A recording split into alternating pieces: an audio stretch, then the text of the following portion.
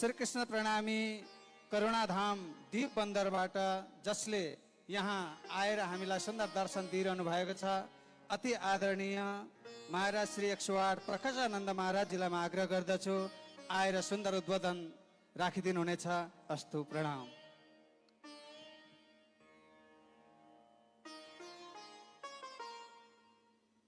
श्री राम।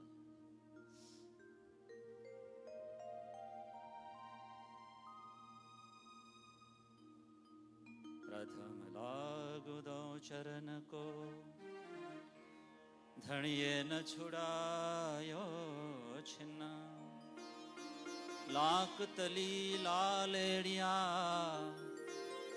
मेरे जीव के यही जीवन। वंदो सतगुरु चरण सदा, श्री देव चंद्र रसरूप। करहूं प्रणाम कर जोर के, सुंदर रूप अनूप। श्री प्राणनाथ संशय हरो, देव सुमति बुद्धि ज्ञान। दुविधा मेटहूं जीव की, हरहूं सकल ज्ञान, हरहूं सकल ज्ञान। कृष्ण कन्हैया लाल को जय, निजानंद स्वामी को जय, प्राणनाथ प्यारे को जय।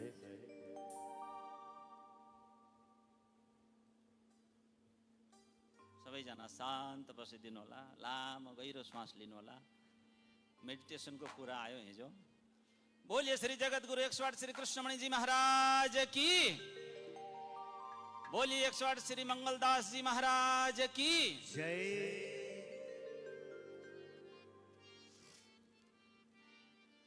बाँसुरी को आवाज राख्नुहोस् एकछिन भए पनि।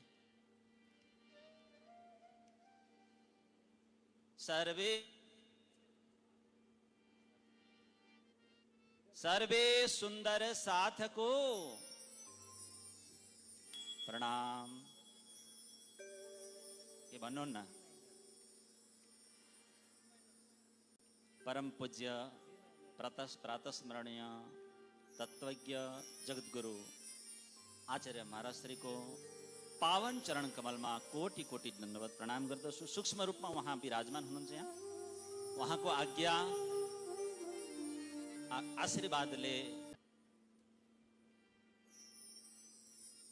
नाम्फिङ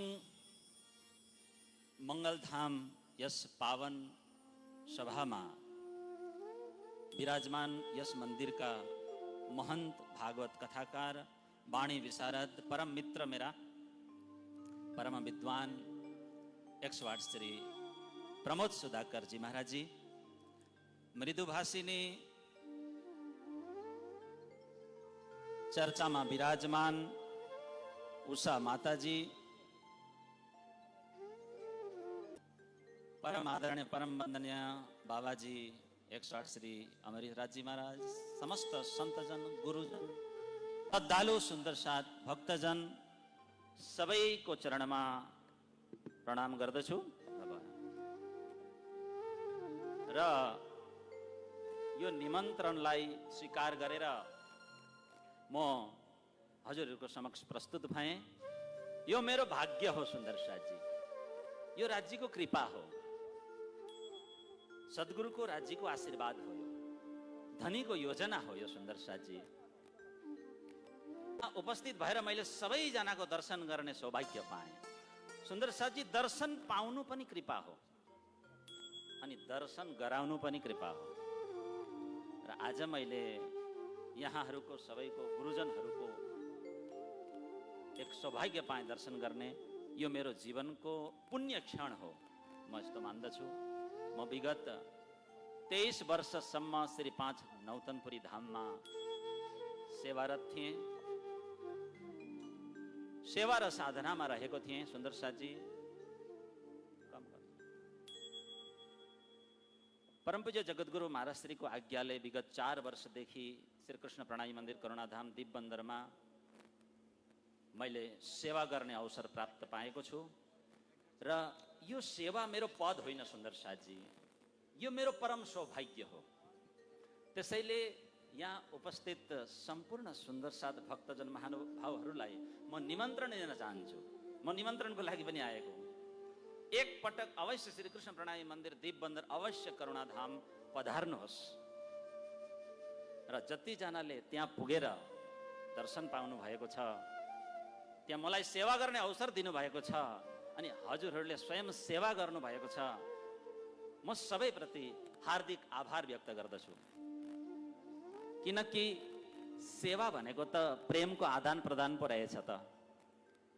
अब त्यो त ऐतिहासिक भूमि रहेछ, 400 वर्ष पुरानो साधारण स्थान होइन, दिव्य स्थान हो सुन्दर साथजी। त्यो त ध्यान भक्ति र कृपाले करुणाले परिपूर्ण पवित्र भएको स्थान हो, जहाँ स्वामी श्री प्राणनाथजी महाराजजी करिब 2 वर्षसम्म विराजमान भएर अनेक जनतालाई जगाउनु भएको थियो। श्रीमुख वाणी चर्चा, सत्सङ्ग, भजन कीर्तन र दिव्य वाणीद्वारा त्यो भूमिलाई श्रीजीले सिक्त बनाउनु भएको थियो, पवित्र बनाउनु भएको थियो, दिव्य बनाउनु भएको थियो। आज पनि त्यहाँ नित्य सेवा पूजा सत्सङ्ग सुमिरन भइरहेको छ, नित्य आरती अनि नित्य करुणा कृपा त्यहाँ बर्सिरहेको छ सुन्दर साथजी। त्यसैले जसलाई हामी प्रेमपूर्वक जयराम भाइ कंसरा भनेर भन्दछौँ, उहाँ करुणा सखी हुनुहुन्छ परमधामकी। उहाँको त्यो पावन निवास स्थल हो, जन्मस्थान। त्यो स्थान मन्दिरको नाम सहजै करुणाधाम भएको छ, सहजै। बोले श्री कृष्ण प्रणामी मन्दिर करुणाधाम की जय।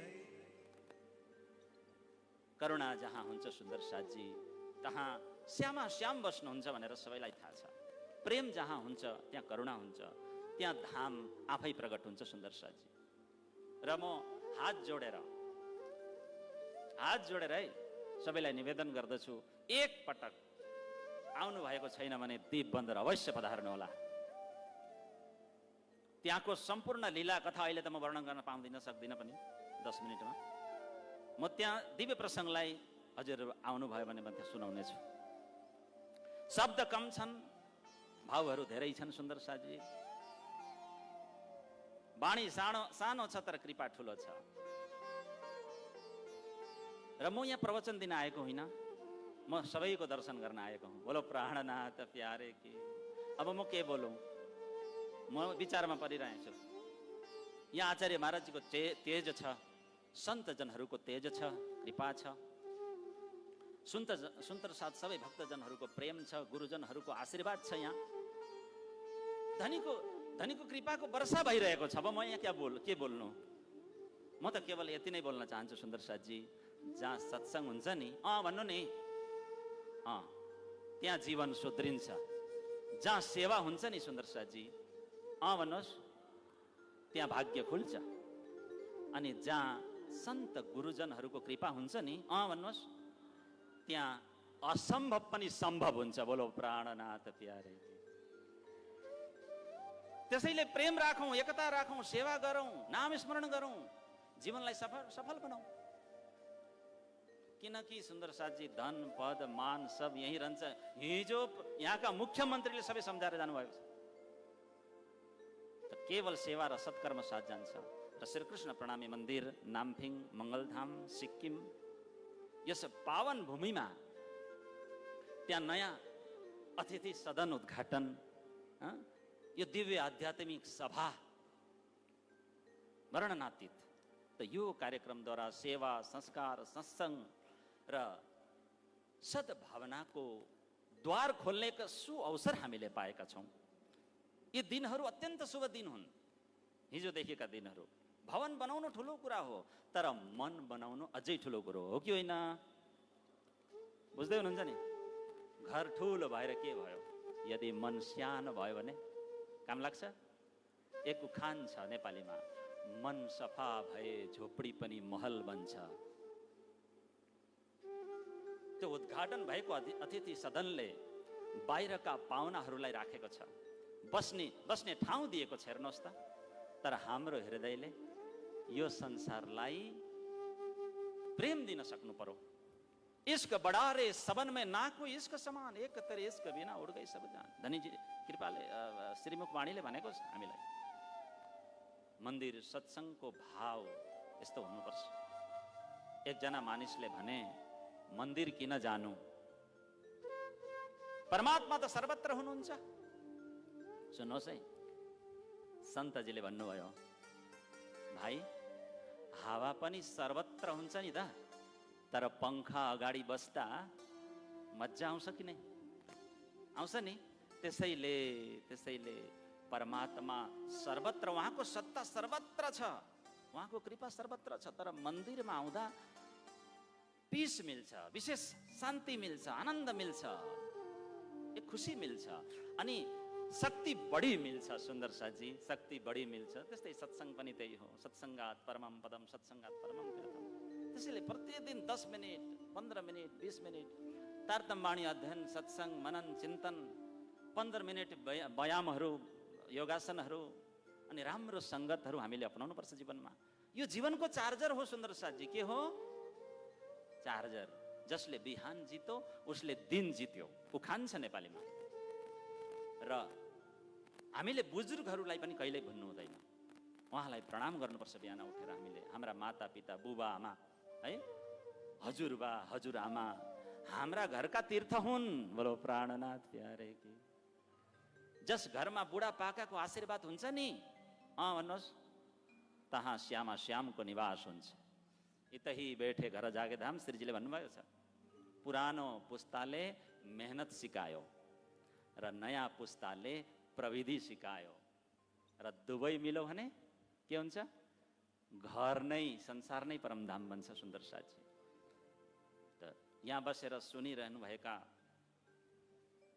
नानीहरू, यहाँ सबैजना बसेर सुन्नुभएको छ, हजुरहरू सबै, हामीहरू भविष्य मात्र होइनौँ है, हामी त उज्यालो हौ नि त संसारको।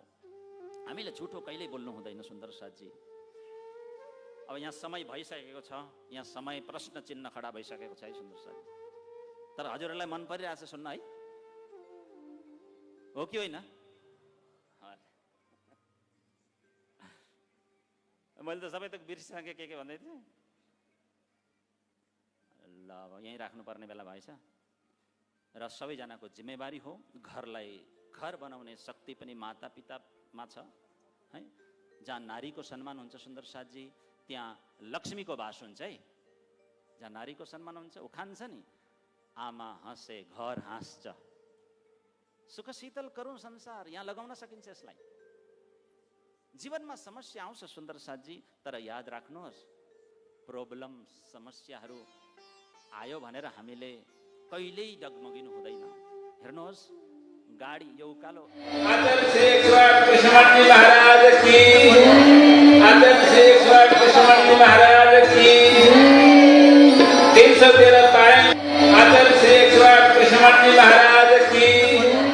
प्राणनाथ प्यारे की।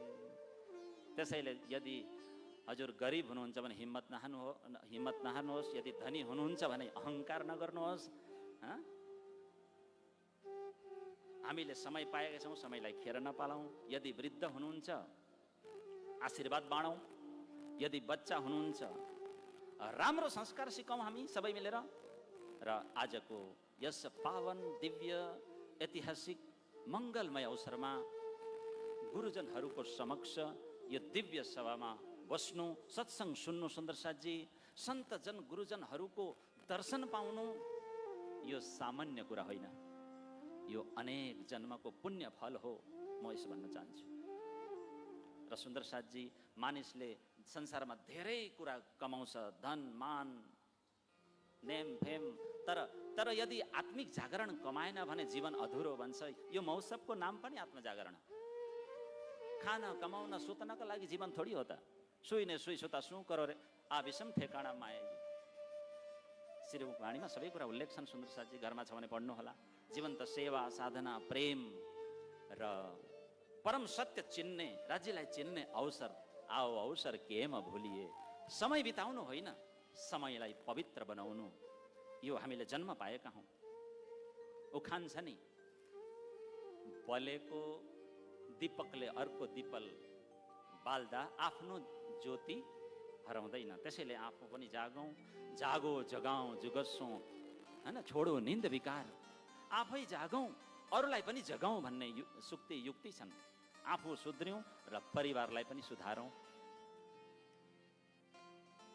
र आफै भक्ति गरौँ र समाजलाई सुगन्ध दिउँ, फैलौँ।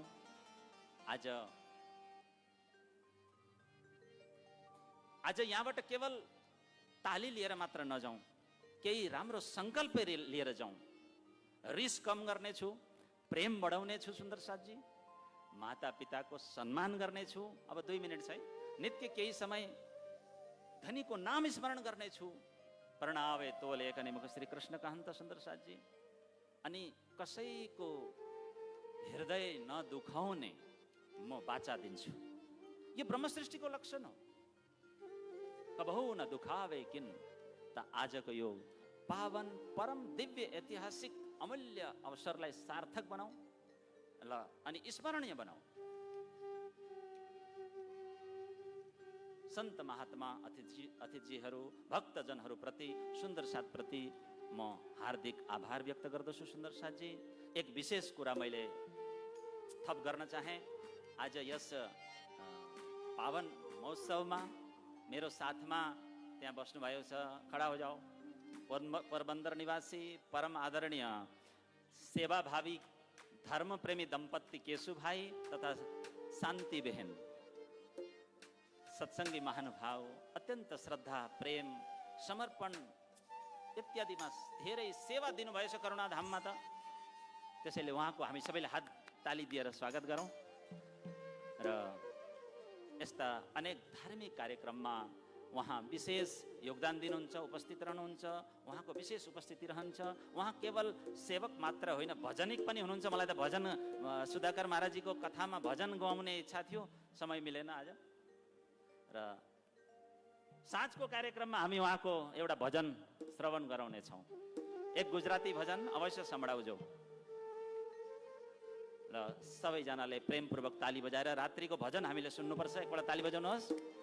गुजराती भजन, पोरबन्दर निवासी आदरणीय केशु भाइ शान्ता बहन। त सुन्दर साथजी यहाँ उहाँ पधार्नु भयो, सबैले हामीले दर्शन पायौँ। महानुभाई केशु भाई शान्ता बहन और यहाँ बहुत सारे गुजराती लोग भी आए हैं। त हामी सबैको तर्फबाट हार्दिक स्वागत अभिनन्दन हामी सबै सम्मान गर्दछौँ। धामधनीको कृपा सबैमाथि रहोस्, सबैको घरमा सुख शान्ति, मनमा शान्ति रहोस्, उन्नति रहोस्, भक्ति रहोस्। सबैजनालाई प्रेमपूर्वक प्रणाम। सबैजनाले प्रेमपूर्वक बोलौँ, बोले कृष्ण कन्हैया लाल की प्रणाम।